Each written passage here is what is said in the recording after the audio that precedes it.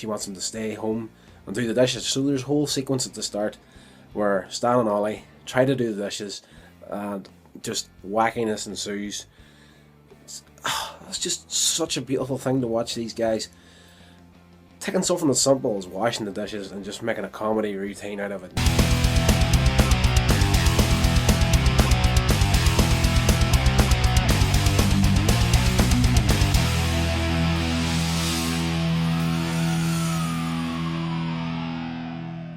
This week is Thicker Than Water from 1933. Now this film it's a good film. It's a short.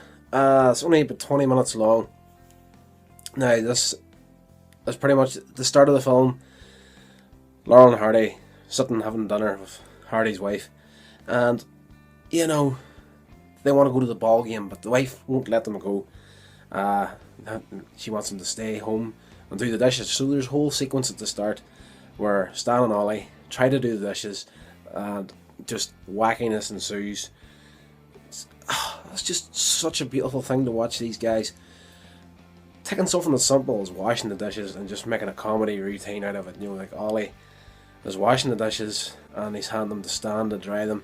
When Stan's drying them, he's putting them back into the bowl that Ollie is, washing them, and he's washing the bowl here, and he's turning around to rinse the dish off. When he's rinsing the dish off, Stan is setting the previous dish back into the bowl, so it's just constantly backwards and forwards. Then Ollie catches on. It's like, when you get them dry, put them somewhere in a dry place, out of the way. So of course Stan does. He sets them on top of the cooker, but one of the rings is on, so we all know where this is going. At the end, when everything's all cleaned up, Stanley goes to lift the dishes, and Ollie steps in. He's like, open the door, I'll put them away. Of course, lifts them. They're red hot. Wow! Smashes everything. So, then there's a whole argument of James Finlayson lands in. He's like coming in to get money for a payment that's due on their furniture, and there's a whole sequence where the money has been mixed up. The wife gave it to Ollie to pay the guy, but Ollie gave it to Stan to pay the guy, but instead of Stan paying the guy, he gave the money back to Ollie to pay for his room and board in the house. And it's just a whole backwards and forwards thing. So there's an argument there, everything's sorted out, the wife gets the money and gives it to James Finlayson. So he disappears off, and Stan and Ollie just get eaten alive by the wife. And Stan comes up with a bright idea of Ollie taking the money out of the joint savings account he has of his wife and just paying off the furniture once and for all, so he doesn't have the trouble of this guy always turning up looking for payments.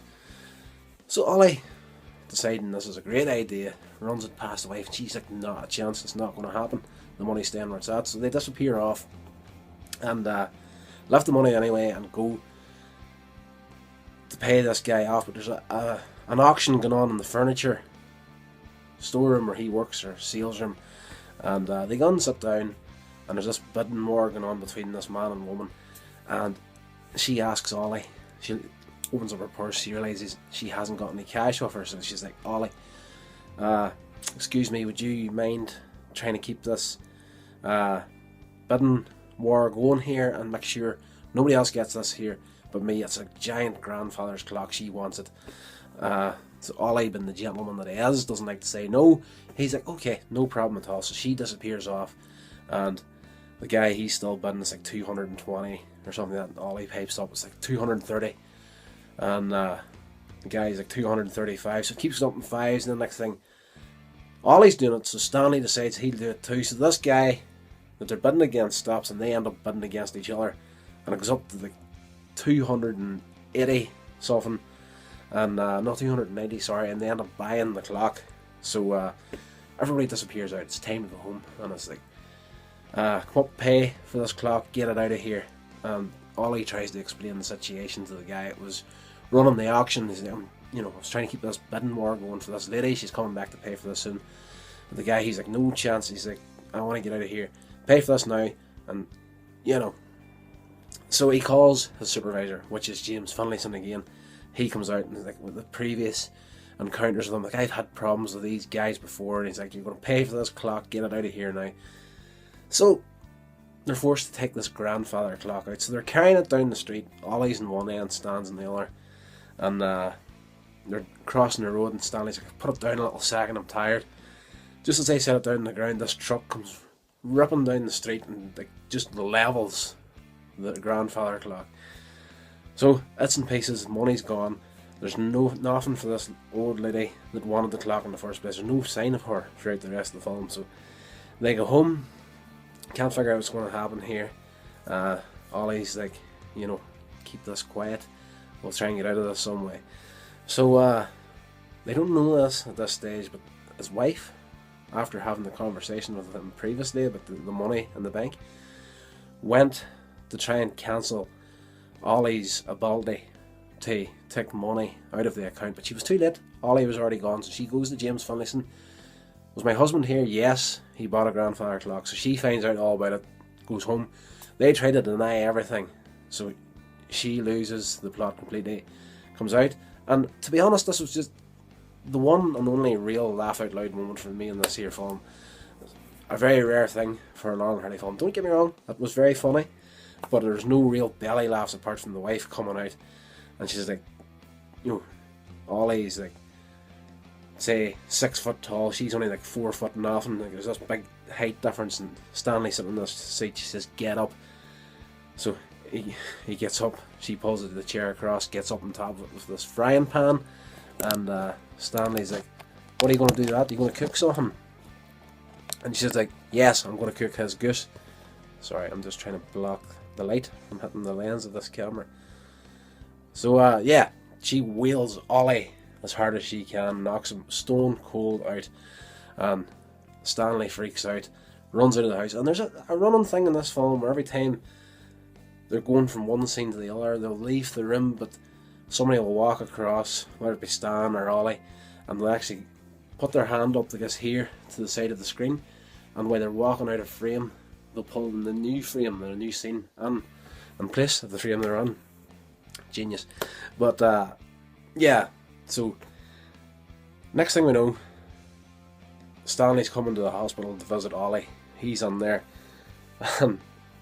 Just completely over the top, no reason for it whatsoever. He's just on after getting wheeled in the head by the wife, knocked out unconscious. The doctor runs out. Stanley just got there. We need to get Mr. Laurel down here ASAP. And the nurse is like, that's Mr. Laurel sitting right beside you. He's like, come on here. Mr. Hardy has taken a turn for the worst. We're going to need to do a blood transplant on him. Blood transplant? We need some of your blood to give to Ollie. And Stanley freaks out. I don't want this to happen. So during that operation, where they're taking the blood from Stan, something goes wrong. They end up taking far too much blood out of Stanley. You don't see the two of them throughout this here. It's just the doctor's talking in the background. And the little nurse comes running back, and the main doctor's like, what are we going to do here? We've taken too much blood out of Mr. Laurel. What are we going to do? And he's like, well, just take some blood out of Mr. Hardy and put it back into Mr. Laurel. And she's like, well, that'll mix them all up. And he's like, who cares? Do it anyway. So she disappears off. The final scene of the short film is Stan and Ollie leaving the elevator to leave the hospital. And of course, Stanley walks out. He's got the little moustache where Ollie would normally have it. And he's walking like Ollie, and when he goes to speak he has Ollie's voice, and then Ollie comes out of the left and he's got the whole Stanley thing going. Hoo, hoo, hoo. It's a good film, don't get me wrong. I really did enjoy this here film, but I don't think it was one of their best.